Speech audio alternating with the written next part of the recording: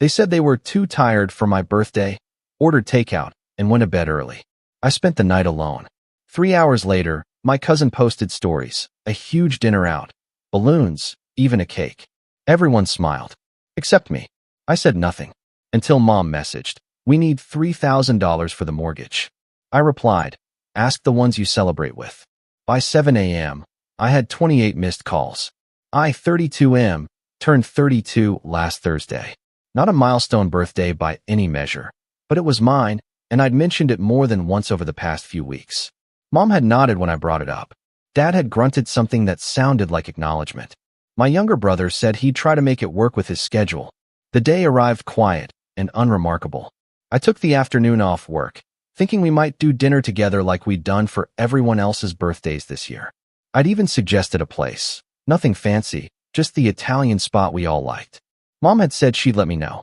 By 5 p.m., I texted the family group chat asking what time we were meeting. Mom responded 20 minutes later saying she was exhausted from work and didn't feel up to going out. Dad chimed in that he'd had a long day too. My brother sent a thumbs-up emoji to their messages, which I took as his agreement.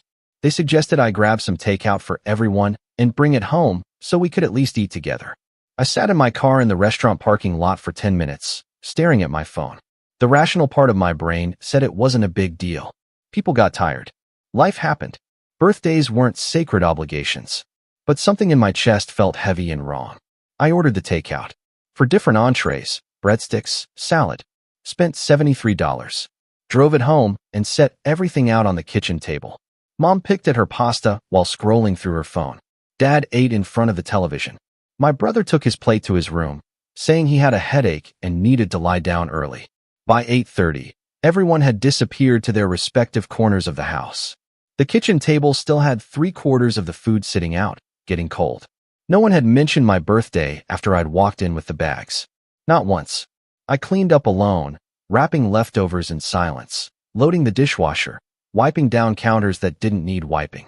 Then I went to my room and sat on my bed with the lights off, scrolling through my phone because I didn't know what else to do with the strange hollow feeling expanding in my ribs.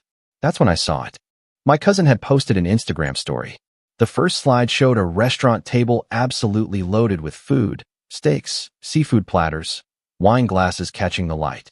The second showed balloons tied to the backs of chairs, shiny metallic ones in gold and silver. The third was a cake, professionally decorated with elaborate frosting flowers. I tapped through. More photos. My parents sat at the head of the table, my mother mid-laugh at something, her face bright and animated in a way I hadn't seen in months. My father had his arm around her shoulders. My brother was there too, grinning at the camera with a drink raised. At least 15 people filled the frame. Aunts, uncles, cousins, family friends. The timestamp said it was happening right now. Posted 47 minutes ago. I went through each story twice, my thumb moving automatically, my brain trying to process what I was seeing. The caption on one read, "Family is everything. So grateful for nights like these." I checked the location tag. A steakhouse across town. The kind of place where entrees started at $40. My hands were shaking. I set the phone face down on my bed and stared at the ceiling, counting the cracks in the plaster I'd memorized years ago. The house was completely silent around me. I didn't cry. I didn't throw anything. I just lay there feeling something fundamental shift inside my understanding of where I stood.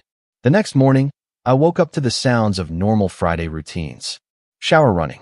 Coffee brewing. My mother humming in the kitchen. I got dressed and left for work without saying anything to anyone. My brother was still asleep. Dad had already left. At lunch, I texted my cousin asking about the dinner. She responded enthusiastically, saying it had been amazing, that someone's promotion had been the excuse to gather everyone. She sent me 3 more photos I hadn't seen, my parents cutting into steaks, my brother photobombing a group shot, everyone raising glasses in a toast. I asked if it had been planned long. She said about 2 weeks. 2 weeks. I'd mentioned my birthday to my mother 16 days ago. I didn't respond after that. I turned my phone face down on my desk and finished my work in a haze of mechanical efficiency that surprised even me. Numbers, spreadsheets, emails, all of it flowed through my hands without touching whatever was happening deeper inside. Saturday and Sunday passed in a fog. I stayed in my room mostly, headphones on, catching up on projects I'd been putting off. My family moved through the house like ghosts I occasionally glimpsed in doorways. No one asked if I was okay. No one mentioned Thursday night. Monday morning, my phone buzzed with a text from Mom. The message was straightforward, almost businesslike. They were short on the mortgage payment this month. Some unexpected expenses had come up. Could I help with $3,000? She'd pay me back by the end of next month. I stared at the message for a long time. My coffee went cold in my hand. This wasn't the first time. I'd been helping with house expenses since I'd moved back home after college 8 years ago. The arrangement had made sense initially. I was saving money on rent. They were struggling with bills after Dad's hours got cut. But Dad's hours had been restored 3 years ago. My contributions had never decreased. I thought about Thursday night. About $73 in takeout I'd bought for people too tired to celebrate with me. About 15 people at a steakhouse. About gold balloons and professional cake, and my mother's face bright with laughter. I typed out my response carefully, deleted it, typed it again. Sent it before I could reconsider. Ask the ones you celebrate with. Then I muted the conversation and put my phone in my desk drawer. Work swallowed the rest of Monday. I stayed late, volunteering for a project no one else wanted, anything to delay going home. When I finally pulled into the driveway at nearly 9 p.m., every light in the house was on. The moment I walked in, Mom appeared in the hallway. Her face was blotchy, her eyes red. She asked what the hell my text was supposed to mean, why I was being cruel.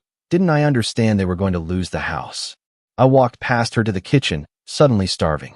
Dad was at the table, his jaw tight, his fingers drumming against the wood. My brother leaned against the counter, arms crossed, looking anywhere but at me. Mom followed, her voice rising. She said I was being selfish, that family helped family, that she couldn't believe I'd choose now to throw a tantrum over something so petty. The word petty did something to me. I turned around and asked, very calmly, what she'd spent at the steakhouse on Thursday. She blinked, caught off guard. Dad's drumming stopped. My brother's eyes finally found mine. She stammered that it wasn't relevant, that it had been a special occasion, that I didn't understand. I asked how much. She didn't answer. My brother did, his voice quiet. Around 1,800, including drinks and tip. The silence that followed felt like pressure building behind my eyes. I asked if anyone remembered what Thursday was. More silence. Mom's face shifted from anger to something closer to panic. I told them, since they seemed to have forgotten, that Thursday had been my birthday. That I'd asked about dinner and been told everyone was too tired. That I'd bought takeout and eaten alone while they'd apparently been getting ready to go across town for a party they'd been planning for 2 weeks. My mother started to speak, but I wasn't finished. I said I'd been contributing to this household for 8 years. That I'd paid for repairs, utilities, groceries, medical bills, car payments. That I'd given them nearly $80,000 over the years while living in the same small room I'd had since high school, never complaining, never asking for anything except to feel like I was part of this family instead of a checkbook they kept in the guest room. Dad stood up, said I was being dramatic, that we'd just forgotten and it wasn't intentional. He said these things happen and I needed to be more understanding. I asked him to leave my room by the end of the week. All of them looked at me like I'd started speaking another language. I repeated myself. I said I was done, that I'd find an apartment and be out by Sunday, and they could figure out their mortgage without me. Mom started crying, saying I couldn't do this, that they needed me, that I was overreacting. My brother finally spoke up, his voice defensive, saying I was being vindictive over one mistake. One mistake, he called it. I went to my room and closed the door, locked it, sat on my bed, and opened my laptop and started searching for apartments available immediately. My hands were still steady. My breathing was still even.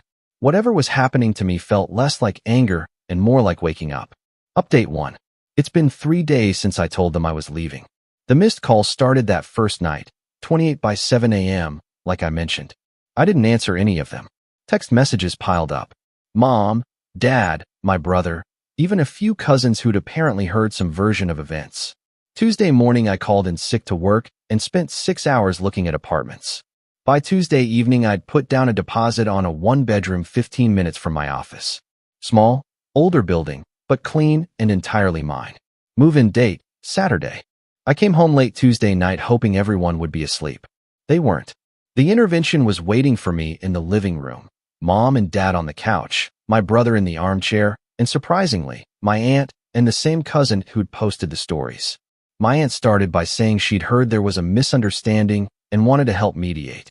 I told her there was nothing to mediate. Mom jumped in, her voice shaking, saying I couldn't throw away our family over a birthday dinner. I corrected her. Not a birthday dinner, the absence of one. And not throwing anything away, just stopping the pattern where I paid for the privilege of being forgotten. My cousin, to her credit, looked uncomfortable. She admitted she'd had no idea it was my birthday that night, that if she'd known she would have said something. I believed her. This wasn't her fault. Dad tried a different approach. He said I was right, that they'd messed up, but that moving out wouldn't solve anything. He promised they'd make it up to me, do something special, anything I wanted. I asked if they'd found a way to cover the mortgage. The question hung in the air. My brother muttered that they were working on it. My aunt offered to help with $500. I told them I appreciated the offer to my aunt, but that I was still leaving. That this wasn't punishment, it was just time. I was 32 and had been living in a holding pattern, waiting to be seen by people who apparently needed to lose my financial support before they'd notice I existed as more than a convenient ATM. Mom called me ungrateful, said everything they'd done for me, raising me, giving me a home, and this was how I repaid them. Something snapped. I asked her to itemize what they'd given me in the past 8 years. She started to speak, stopped, started again. She mentioned letting me live there, the family dinners, the support. I pulled out my phone and opened a spreadsheet I'd made that afternoon. Read off numbers. $83,000, contributed over 8 years. Mortgage payments, emergency expenses, medical bills, car repairs, utilities, groceries. Averaged to nearly $900 a month, more than I'd pay in rent most places. I showed them the screen. The room went quiet. My brother said I was keeping score like some kind of psychopath. I told him I wasn't keeping score. I was recognizing a pattern. And the pattern was that I'd been paying market rate rent to live in a house where I was valued less than the balloons at someone else's party. My aunt tried to calm things down, suggesting maybe some family therapy, some space to work through this. I agreed with the space part. Told them I'd be moved out by Sunday and would be limiting contact for a while. I went to my room before anyone could respond. Started packing that night. Update 2. Saturday came faster than I expected. I'd taken Friday off, spent it moving boxes to the new apartment, setting up utilities, buying the basics. A friend from work helped me load furniture I'd bought years ago, but that my family had somehow convinced me was theirs since it was in the house. My mother stayed in her room all of Saturday morning. I could hear her crying through the walls while I carried the last of my things to my car. Dad watched from the living room doorway, but didn't say anything. My brother had left Friday night, staying with friends, avoiding the whole thing. As I was loading the final box, my mother came downstairs. Her face was blotchy and swollen. She asked if I really was doing this, if I really hated them this much. I told her I didn't hate anyone, that I loved them, which was why this hurt. But love wasn't enough to keep volunteering for invisibility. She said I was breaking her heart, that I was choosing money over family. I stopped, turned around, and asked her directly, did she remember my birthday now? Did she remember what it felt like to realize the people who were supposed to love you most had literally forgotten you existed while planning a party for someone else? She didn't answer, just cried harder. I softened, despite everything. Told her I wasn't disappearing forever, that I needed distance to figure out who I was outside of being their financial backup plan. That maybe someday we could rebuild something real, but it had to start with them seeing me as a person instead of a checkbook. She asked what they were supposed to do about the mortgage. I almost laughed. Even now, in the middle of this, the money. I told her the same thing I'd said in my text. Ask the people you celebrate with. Downsize. Cut expenses. The same things any adult would do. I left my key on the kitchen counter and walked out. The apartment is quiet in a way the house never was. No one's footsteps overhead. No muffled TV through the walls. Just my own breathing and the hum of the refrigerator and the strange lightness of not carrying something I didn't realize was so heavy. It's been a week. My phone still buzzes occasionally. My mother mostly, some apologetic text from my brother, one long email from my dad that I haven't opened yet. My cousin sent me a message apologizing for her part in it all, saying she genuinely didn't know and felt terrible. I've been sleeping better. Eating actual meals instead of whatever was left in the fridge after everyone else picked through it. Making decisions about my own space, where furniture goes, what's on the walls, what time I eat dinner. Small things. Quiet things. I don't know if my family will figure out the mortgage. Part of me hopes they do, hopes this wakes them up to something. Part of me knows it probably won't matter either way. The damage is in patterns years deep, not one missed birthday. But I'm starting to understand something I should have learned a long time ago. You can't force people to see you. You can only decide whether you'll keep standing in their blind spot, hoping they'll eventually glance your direction. I'm done hoping. I'm here now, in my small apartment with its creaky floors and the neighbor who plays piano at odd hours, and I'm learning what it feels like to exist in a space where my presence isn't measured by what I contribute, but simply by the fact that I'm here. It feels like breathing after holding my breath for 8 years. Maybe someday I'll talk to them again. Maybe we'll find a way back to something that looks like family.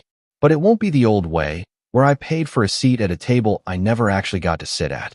For now, I'm okay with the quiet. For now, I'm okay with being enough, all by myself.